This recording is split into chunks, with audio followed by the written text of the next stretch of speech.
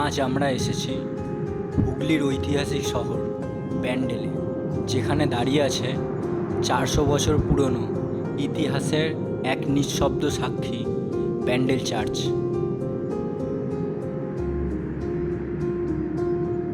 এটি শুধুমাত্র একটি চার্চ নয়, বাংলায় ইউরোপীয় আগমনের ইতিহাসের এক গুরুত্বপূর্ণ চিহ্ন। তো চলুন আজ শুনি তারই গল্প।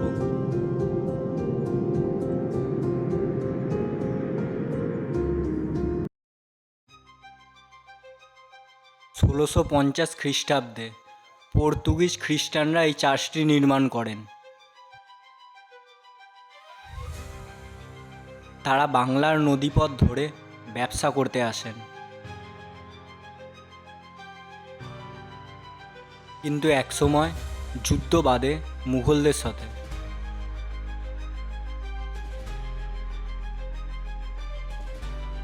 চার্চ ধ্বংস হয়, কিন্তু পরবর্তীকালে মুঘল সম্রাট শাহজাহান এই চার্চ পুনর্নির্মাণের অনুমতি দেন। এই চার্চের গায়ে এখনও সেই সময়ের যুদ্ধের চিহ্ন রয়েই গেছে। সামনে রয়েছে এক বিশাল আল্টার, যার পিছনে রয়েছে মাদার মেরির পুরনো মূর্তি।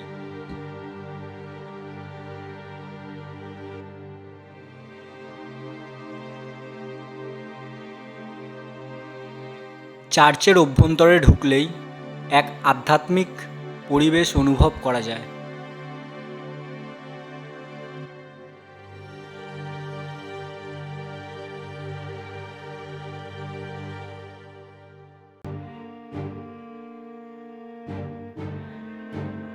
প্রতি রবিবার এখানে হয় বিশাল প্রার্থনা সভা।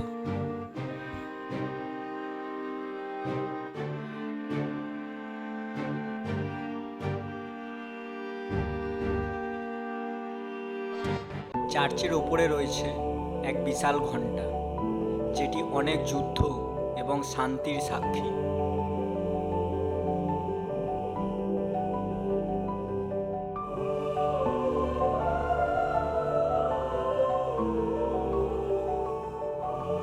আর রয়েছে এক নৌকার মাস্তুল।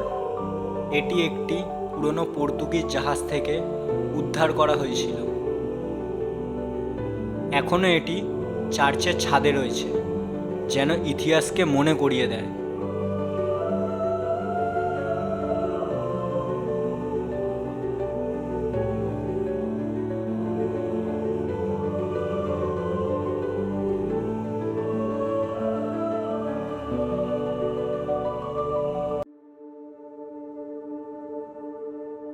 এই চার্চটি শুধু ইতিহাস নয়, অনেকের জীবনের স্মৃতিও জড়িয়ে আছে এর সাথে।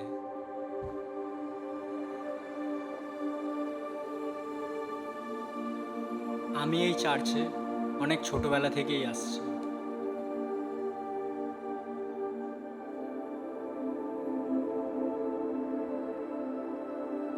আমার স্কুল জীবনে অনেক স্মৃতিও জড়িয়ে আছে এই চার্চের সাথে, কারণ আমরা বন্ধুরা যখন স্কুল বাঙ্ক করতাম, তখন আমাদের যাওয়ার ফার্স্ট ডেস্টিনেশন থাকতো এই ব্যান্ডেল চার্চ।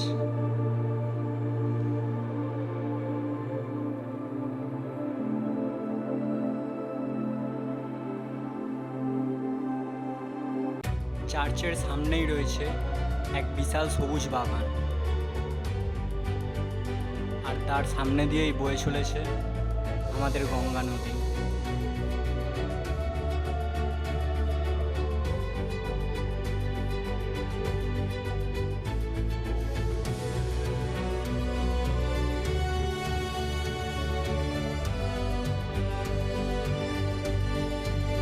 এক সময় এখান দিয়েই পর্তুগিজ জাহাজ আসত।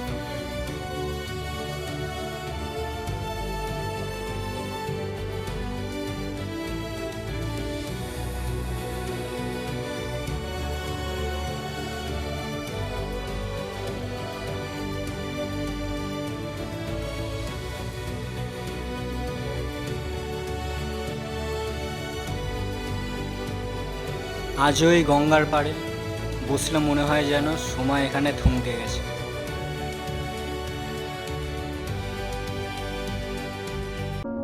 ব্যান্ডেল চার্চ শুধুমাত্র একটি ধর্মীয় স্থান নয়, এটি বাংলার ইতিহাস, সংস্কৃতি এবং বাইরের দেশগুলোর সাথে সংযোগের একটি জীবন্ত চিহ্ন।